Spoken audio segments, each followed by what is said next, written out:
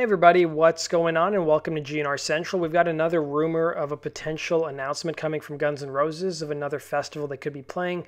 So if you guys have been following my page or my channel for the last week, we do know for sure that Guns N' Roses are officially playing the Louder Than Life Festival in Louisville, Kentucky. They're going to be playing on September 28th, I believe it is, which is a Saturday.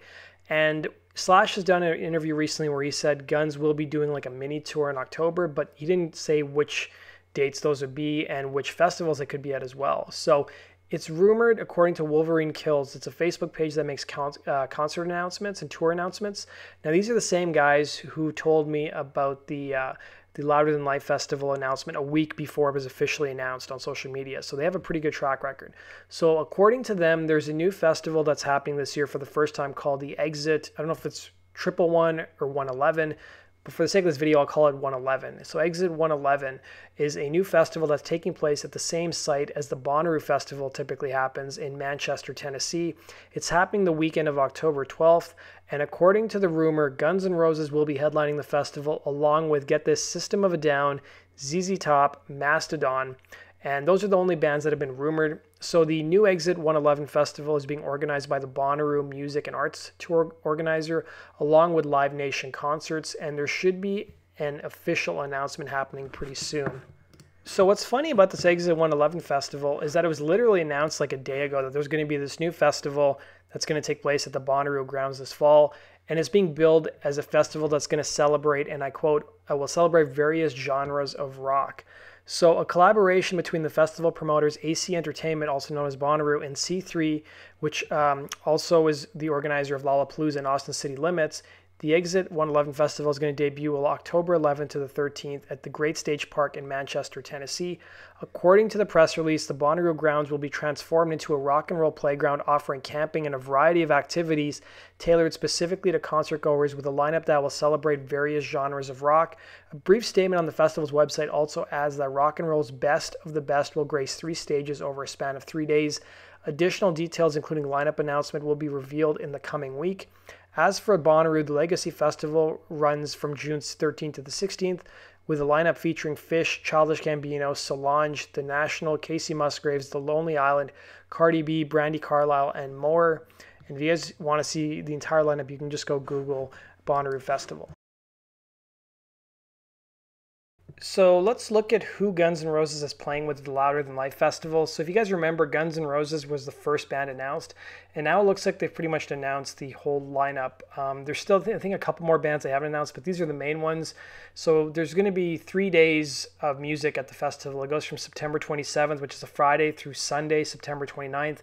Guns N' Roses are playing smack dab in the middle on Saturday, September 28th. And let's look at who's playing with Guns N' Roses. So they're playing with Godsmack, Ice Cube, who I think they shared the stage with at Coachella back in 2016. Plus, there's all that history between NWA and Guns N' Roses, and there's definitely some respect between Ice Cube and the guys from Guns N' Roses. Hailstorm is going to be playing, which I think, I haven't seen Hailstorm, but I'd like to go see them. Dropkick Murphys, who I had a chance to see a little while back, and then Stone Temple Pilots are also playing. Suicidal Tendencies, who opened for Guns N' Roses back in '93, are going to be on the same night. I don't know if it's the Melvins or just Melvins. Andrew WK, Bad Flower, Knock Loose, Anti-Flag, Jelly Roll, Dirty Honey, and there's a couple other bands I haven't really heard of. The other nights we have Slipknot headlining. Stained is apparently coming back after a little of a hiatus. I never really liked Stained, or why. I never understood the hype over Aaron Lewis. I'm not a big fan of his. Chevelle's going to be on the same bill. I remember seeing those guys when they opened for Alice in Chains. Disturbed is going to be headlining the Sunday night along with Rob Zombie, Marilyn Manson, and Breaking Benjamin. I'm a little jealous that I'm not going because Sum 41 is playing that night as well.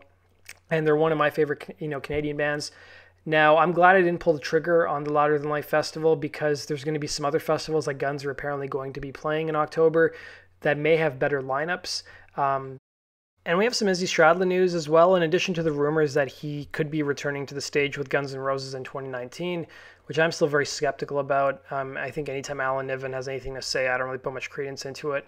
But it was his 57th birthday earlier this week, and it was funny. The first 2 people, or the only people who wished him a happy birthday on his birthday, from who he used to play with from Guns N' Roses, was Steven Adler and Matt Sorum. It looks like Matt and Izzy have kind of gotten closer over the last couple of years, or closer, because they've played together on at least on one song, which is Fighter Pile of Money. And then some people were asking where this photo's from. I think this was backstage from one of the Rolling Stone shows that Guns opened in October of 1989. And then literally a day after Izzy's birthday, Slash wished him a happy birthday, and then even Duff did it as well and acknowledged that it was a belated happy birthday message. And Izzy took to social media to thank fans for all the birthday wishes. But if you guys ever follow him on Twitter, he's kind of got a weird habit of deleting his old tweets. Like, he's only got 2 tweets showing up. So everything he's tweeted up until 2016 when he created his account is no longer on there, unless you've seen somebody who screenshotted it. But for some reason, he keeps deleting his tweets. Now, with Motley Crue's The Dirt being in the news a lot lately, and with some of the press coverage kind of dying down now that's been out for a couple of weeks, Slash was interviewed recently where he praised the film, but said he could never see a Guns N' Roses biopic being possible. He also talked about the Perfect Crime documentary that a lot of fans have been dying to see. And he said, I think we have a lot of concert footage from the 90s in the can, like 24/7 footage from 91 to 94 of just every day on the road with Guns N' Roses, he said. It's been sitting in the vault for years, and I would love for that to be edited at some point and put out. So we'll see if that ever happens. Now, I've got a story to tell you guys. Somebody from Guns N' Roses, I guess former camp, has footage from, not from the Perfect Crime documentary, I don't think, but they have a lot of footage from the Use Your Illusion tour of just like mundane stuff, and they sent me a list of everything they have. And they said, oh, I'd be willing to sell this to you, Sid. I want $250,000 for it. And I kind of laughed and said, this is ridiculous. Like, I'm not going to pay that much. And I don't think that footage will ever see the light of day, but who knows? It would be cool if somebody had that money to kick around and maybe buy that stuff and put it on the internet.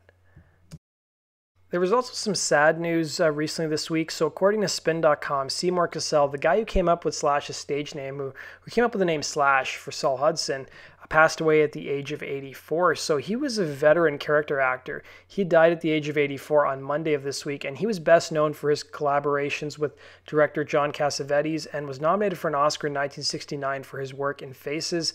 So the prolific actor went on to work with the likes of Robert Altman and Barry Levinson before becoming a frequent presence in Wes Anderson films. Now, although Cassel had a long and accomplished career as an actor, he also made a pretty profound mark on rock history when he gave little Saul Hudson, a childhood friend of his son Matt's, and future Guns N' Roses guitarist, the nickname Slash. So because Slash's mom worked as a costume designer in Los Angeles in the 70s, it really wasn't uncommon for him to spend time around actors, musicians, and other showbiz people as well. And Slash told an interviewer in 2012 that my best friend's dad is an actor named Seymour Cassel, and we used to ditch school and hang out at his house and used to call me Slash, and it was just habitual with him. Slash added that he never knew why Cassel settled on Slash until he ran into the actor many years later. He said, I was on tour in Europe and I happened to run into him and we went for dinner. He told me he called me Slash because I had to ask him. And he says he was always calling me that because I was in a hurry, hustling whatever I was hustling at the time and never had time to sit and chat. And I always sort of was in passing and he just started calling me Slash. Now that's not a pretty bad legacy to leave behind in addition to all the masterful film and television work he had in his career. Now, turning to some non-GNR news, this kind of came into my head today because, as you guys know, I listen to Howard Stern, and Michael Anthony and Sammy Hagar were on Howard's show today.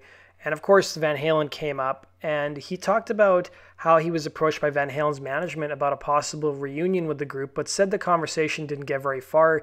So he told Howard Stern today, I was actually contacted by their management last October to see if I'd be interested in something, the band's former bassist told Howard Stern, and that's basically as far as it went.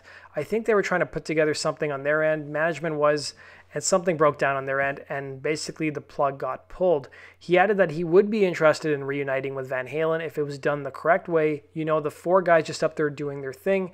So Anthony joined Van Halen in 1974 and played on all but one of their 12 studio albums, and he's not performed with them since the disastrous 2004 reunion tour with Hagar.